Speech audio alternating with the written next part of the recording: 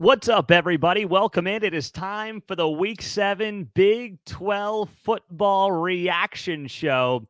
Let's get right to it after what was an incredible day of Big 12 football. Once again, the underdogs dominate in the Big 12 for a second straight week. Most of the underdogs end up winning outright. In this week, it was 4 of 5 underdogs pulling out straight up victories. What other conference is that going to happen in? This is by far the most entertaining college football conference in America. I'm not saying it's the best, but I'm saying it is by far the most entertaining. Thank you for being here. Thanks for joining the show. We'll talk about the games here as you roll in on YouTube Live, on Facebook Live, and of course on the podcast. And by the way, we're doing this on Saturday night since the game's wrapped up kind of early. So I want your feedback on this. Let me know on social media or in the comments if you like doing this on Saturday night versus, say, Sunday late morning, which is typically when we'll do this show. But I figured I got time. Big 12 games are over. You've got time. Let's talk some Big 12. So I want to begin. There's a lot of great storylines, but I want to begin with what to me is the best storyline. And that is what we saw in the last game of the Big 12 schedule. Kansas State dominating Texas Tech 38-21. Now, Kansas has a controversy. Let's be very clear. Avery Johnson looked amazing in this game. Avery Johnson ran for 5 touchdowns. Avery Johnson became, by the way, we've got the numbers here, the first Big 12 quarterback with 5 rushing touchdowns in a single game since Colin Klein, his offensive coordinator, did it back in 2011. That's a great tidbit. Avery Johnson came in and, to me, just took Will Howard's job. I don't know how Chris Kleiman can go back to go back to Will Howard after what Avery Johnson just did against Texas Tech. Now, I know Tech doesn't have the best defense in the world, but that was an incredible performance. And Avery Johnson can sling it. He was 8'9", 77 yards. I didn't know. I had never seen Avery Johnson throw a pass before. But he's got a quick release. He's accurate. He's got good pocket presence and awareness. I was very impressed with Avery Johnson at quarterback. And there's been a couple of issues for Kansas State so far this season. One is the quarterback play in Will Howard. The other is the secondary. The secondary still has concerns for Texas Tech, or for Kansas State. But if they get this kind of quarterback play out of Avery Johnson, Kansas State is right back in the Big 12 title hunt. Kansas State is right in the mix for being able to find itself back in Arlington for a second straight year if they move to Avery Johnson, which I would be doing no-brainer decision after what I saw against Texas Tech on Saturday night. That's how good Avery Johnson was. I mean, what more can you say? Yes, the running game was very good for Kansas State as well. Trayshawn Ward, 15 carries, 118 yards. As a team, K-State rushed for 273 yards against Texas Tech. Now, you feel bad for Texas Tech because Barron Morton went down, and they went with Jake Strong. You're on your third-string quarterback. But can somebody explain to me why Joey McGuire put so much faith in Jake Strong? He put the kid in an impossible spot. He's launching the ball downfield. He's throwing 3 interceptions. He's losing confidence by the minute. Meantime, you got Taj Brooks back there who's averaging 6 yards a carry on the night. Taj Brooks was averaging 6 yards a carry, and he only touched the ball 17 times. I don't get it. Now, 38-21 is going to make it sound like it was a huge win for Kansas State, and it was, but Tech was in this game until Joey McGuire asked Jake Strong, his third-string quarterback, to win him the game, which he didn't have to do. That's the part that I just didn't get. I mean, I'm watching this game unfold, and I'm like, what's he doing to the poor kid? I don't know about you, but it made absolutely no sense to me what the game plan was. It's like they acted like the game plan shouldn't change when you get to your third-string quarterback. And that was completely confusing to me. If I was a Texas Tech fan, I'd be banging my head against the wall, being like, could you just run the damn ball? We got this guy, Taj Brooks. He's one of the best backs in the Big 12. He's having a good night. Run the offense through him. What was Tech thinking? I don't, and I'm not saying they would have won the game, but gosh dang, if you're a Tech fan, you have got to be beyond frustrated watching that thing play out the way it did, especially, you find yourselves, if you're Texas Tech, you're up 21-17, right? You have a 99-yard drive. You're looking good. K-State comes back. They put together a great drive. They're up 24-21. And then what do? First play on the next drive, Jake Strong gets intercepted. And then one play later, K-State scores a touchdown, and it's 31-21, and it starts to feel like the game's out of reach. But then, once again, same thing next drive, interception. It was just so unfair to Jake Strong to put him in that position for Texas Tech. I don't know what the heck Joey McGuire was thinking and that staff was thinking, Kitley and company there, with that game plan. It was beyond frustrating if you're a Texas Tech fan to see that go down the way it did. So, it's a great win for Kansas State. To me, they're back in the Big 12 title hunt, and we can officially say Texas Tech's season is a disappointment. I had Texas Tech in the Big 12 title game against K-State. That's seeming incredibly unlikely like right now. But Texas Tech is 3-4.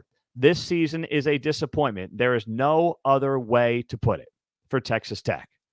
I know, you're on your third string quarterback. That's tough. But at 3-4, this is not what I expected from Tech. And I don't think it's what most Tech fans expected either. So if you're K-State, you know what? Burn the red shirt for Avery Johnson. I thought it was already going to be burnt anyway before tonight. But now, to me, he is your starting quarterback in Manhattan. The next game I want to talk about in terms of importance and intrigue and how it went down, Oklahoma State beating Kansas 39-32. 2 weeks ago, how many of you in Stillwater were talking Mike Gundy hot seat?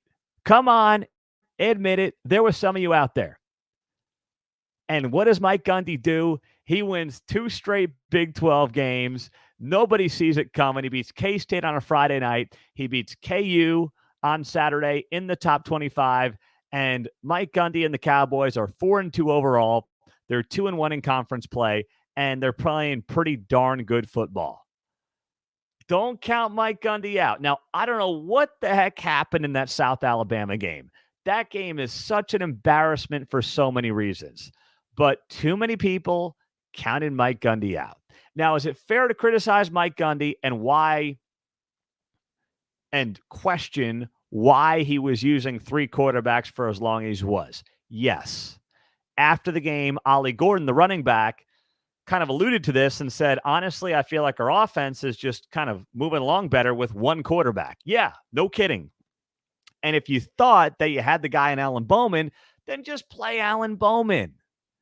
I don't want to be pessimistic, but a part of me wonders if Gundy was trying to get his kid the job. I don't think that's the case because, honestly, I thought Gunnar Gundy, of the 3, looked like the best quarterback, but it wasn't saying much. And in fairness to Alan Bowman and anybody put in that spot, playing 1 series, sitting 2, playing 1 series, sitting 2, that's no way to get into a rhythm. So finally, there's a little rhythm for this Oklahoma State offense. And you saw that play out against Kansas on Saturday afternoon in Stillwater. And Ollie Gordon's a big reason why. Ollie Gordon had himself a game, man. Dude had 29 carries, 168 yards and a score. He had 6 receptions for 116 yards and a touchdown there. Alan Bowman was 28 of 41, 336 yards, 2 touchdowns. He had his best game as quarterback at Oklahoma State by a mile. He was looking very good. I was very impressed with Alan Bowman and what he was bringing to the table on Saturday. Now, Kansas's defense leaves a lot to be desired. I mean, they continue to get torched. But here's the thing for Kansas. They did not run the ball like we thought they would. A week after piling up 400 yards against UCF, they barely averaged 3 yards a carry. 29 carries for 90 yards against Oklahoma State on Saturday. Now, Jason Bean threw for over 400, and I'll tell you what, Jason Bean threw the prettiest ball on Saturday I've ever seen him throw. I mean, across all 4 quarters, he was good. I was impressed. But you know what? He threw a couple of picks. He did have a couple of fumbles, didn't lose them, thank goodness for him. But Oklahoma State, its defense gave up a lot of yards. It gave up 500 yards, but they were pretty efficient getting in the backfield. 4 sacks, 7 tackles for loss, a couple of picks, and they did what needed to be done. And for Kansas, a lot of people are pointing to the lack of an offsides, right? The play, 4th and 5 in Oklahoma State territory. Kansas is up, 30-30 at the time. And Oklahoma State clearly jumps off sides, and it wasn't called. That's not why Kansas lost this game. That's not. All right, this game was lost. There were special teams errors all over the place. You had the missed extra points. There were a lot of mistakes that Kansas made. You can't, if you're a KU fan in good faith, point to that 4th and 5 missed offsides and say that's why you lost. And I don't really like it when any fan base does that. I know it's frustrating, but it's very rare that you look at that play and say that's why you lost. If they get that first down, who knows what happens after that, right? They're still only up a couple of points. Maybe they kick a field goal at the end of the drive, but then maybe Oklahoma State still goes down and scores a touchdown. Who the heck knows? But I can't point to that offsides and say that's why they lost this game. I can't do it. But Kansas is, yes, reeling a little bit after this loss. The defense is leaving a lot to be desired.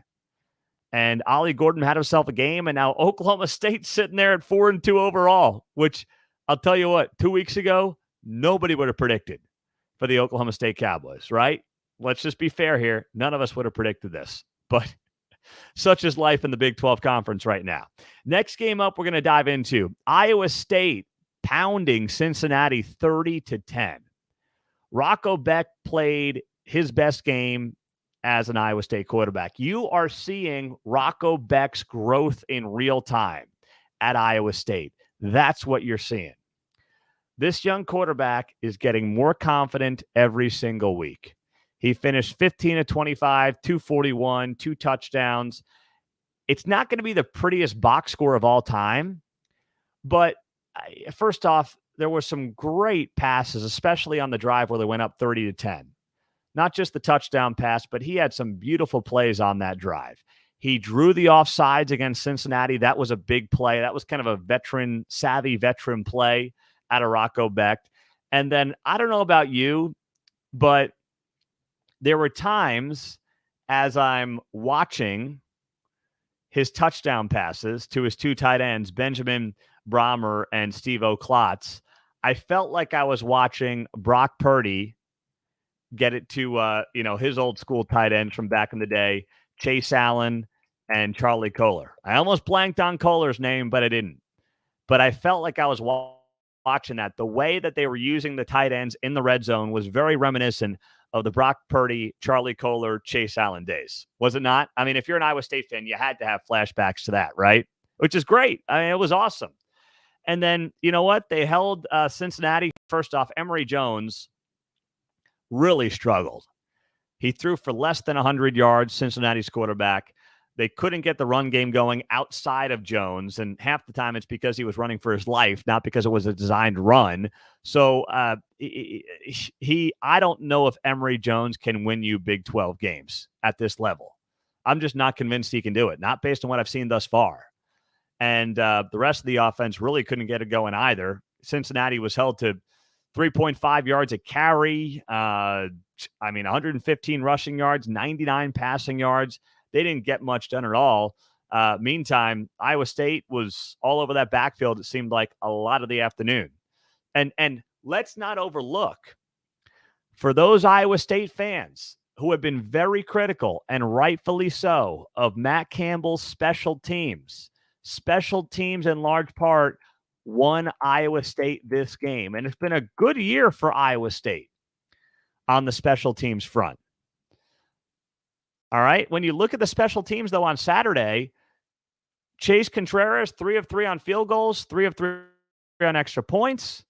Jalen Knoll had the 72-yard kick return. Tyler Perkins averaged 47 yards a punt, put one inside the 20. That's exactly the kind of special teams that Iowa State has to have to win games. Iowa State's not going to blow out a lot of teams.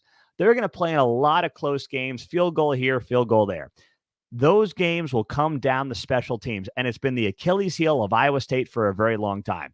And on Saturday, it wasn't. And it hasn't really been this season. They've had very good special teams so far this season at Iowa State. So that has been very encouraging for the Cyclones. If you're an Iowa State fan, you have got to be thrilled with how this team played on Saturday. The fact that Iowa State is quietly 3-1 in conference play. Once again, how many people were talking about Matt Campbell on some type of ridiculous hot seat a couple of weeks back?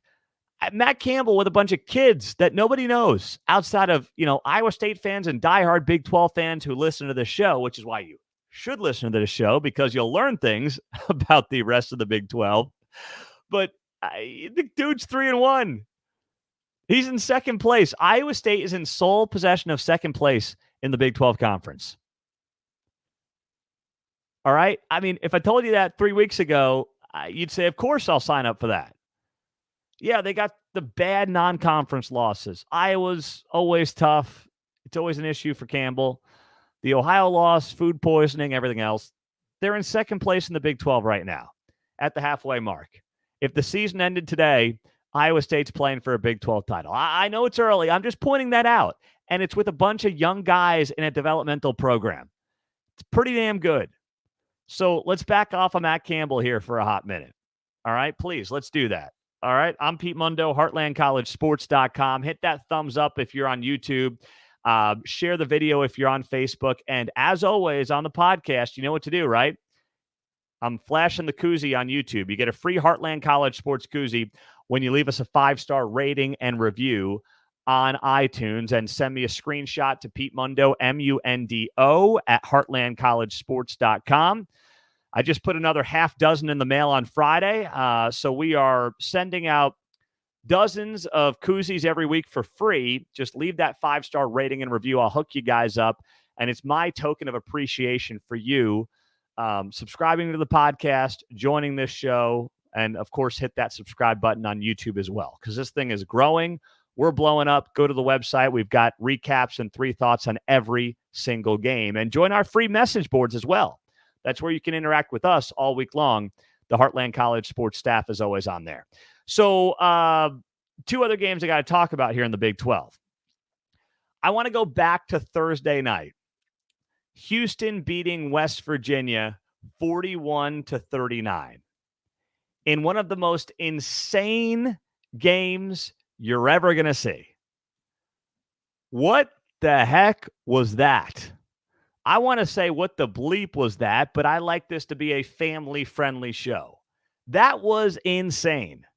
That fourth quarter was nuts. 44 combined points, back and forth. West Virginia scores with 20 seconds left? Not even 20 seconds, right? They score the go-ahead touchdown. They're up 39-35 with 12 seconds to go. And then Houston, with 12 seconds left, gets a completed pass to midfield. And then Donovan Smith to Stephon Johnson, 49-yard Hail Mary. Houston wins on a walk-off Hail Mary touchdown. Here's where West Virginia screwed up. The obvious thing to say is bat down the ball, drop back more defensive backs. What are you doing? I mean, there's a lot of questions there on the Hail Mary defense. But Garrett Green getting the unsportsmanlike conduct penalty after the touchdown to go up 39-35 is the kind of boneheaded thing that a veteran quarterback cannot do. That was mind-numbingly ridiculous. Now, I went back and forth, and I'm like, oh, do you call it there? That's a bad call. It doesn't matter. You're the quarterback. Don't even put yourself in that position, especially as the quarterback. If you're the wide receiver or the running back, I still can't stand it. But listen, those guys are, typically a little flashier than the quarterback. Garrett Green's been around. He knows better. I know it's, you think you're about to get a big win. You're going up against the former coach of the team. But, dude, come on. That is what allowed Houston to be in a position to throw the Hail Mary. That right there. The Garrett Green unsportsmanlike conduct penalty. You can't make that mistake if you're Garrett Green in that spot. That's it. That's all it comes down to. So congratulations to Houston. Congratulations to Dana Holgorsen. They were staring 0-3 in the Big 12 squarely in the face, and they get it done. And, for the Mountaineers, the issues on the defensive side of the ball. I mean, that's what you have to look at there, especially, of course, in that second half, in that fourth quarter, the way that game went down. I mean, Donovan Smith looked pretty darn good. 21-27, 253, 4 touchdowns. He's getting more and more comfortable in that system with Dana Holgorsen. So, I think Houston's got a lot of holes, especially on the defensive side of the ball. But if they can keep pace, they might be able to win a few more shootouts. I don't know about next week against Texas, but either way, that one stings for West Virginia. Now, is Neil Brown back on the hot seat, as some of you are suggesting? No. No. I'm seeing some of that here on YouTube Live. I'm not putting Neil Brown back on the hot seat. Let's not be unreasonable here. Let's not do what Oklahoma State fans did the last couple of weeks, or Matt Campbell or Iowa State fans the last couple of weeks. Let's not do that. Come on, we're all better than that, West Virginia fans. Don't do it. Come on. All right? So let's just see how this plays out. But it could go, listen, West Virginia won a couple of big games. They beat Tech. They beat TCU. They had the bad loss. Now they got Oklahoma State. That is a fascinating game on Saturday. West Virginia, Oklahoma State means a lot to both of these teams, and that is going to be a lot of fun to watch. But after that, UCF and BYU are 2 very winnable games for West Virginia. So they could still be sitting there at 4-2 in the Big 12 going into Oklahoma in mid-November. So a lot to watch, a lot to follow, and we'll be doing it here at Heartland College Sports. The last game that we haven't yet talked about, TCU dominating BYU 44-11. So let me just say this. Every week I give you my I do it on Wednesday or Thursday night. I give you my underdog, my lock of the week, and my bad bet of the week. We went 2-1 this week, so I'm now 11-6-1 on the season. So we are rolling on these picks. You got to make sure you're subscribed on YouTube or on the podcast so you don't miss this episode on Wednesday or Thursday. But my lock of the week was Iowa State +5 against Cincinnati. My underdog of the week was Kansas State +1.5 against Texas Tech. I hit both of those. What I didn't hit, I said TCU -5 was a bad bet against BYU. And obviously, I missed that one by a mile. But it doesn't matter. I'll take 2-1 every single time. TCU may have found something in Josh Hoover. Chandler Morris may have been Wally pipped for the second straight year. If you're an old school sports fan, you'll know what that reference is. But it looks, I don't know. I wouldn't move. It's just like Avery Johnson at Kansas State. I'm not going to move off of Josh Hoover after what I just saw against BYU. 37-58, 439 yards, 4 touchdowns. Yeah, he threw a couple of picks, but man, this TCU offense looked a lot different than what it's looked like the last couple of weeks.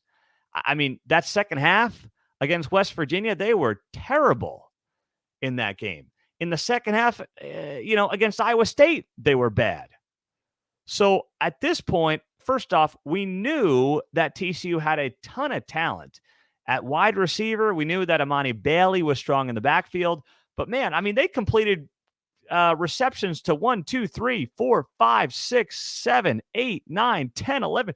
13 guys caught passes at TCU, for crying out loud. Jeez.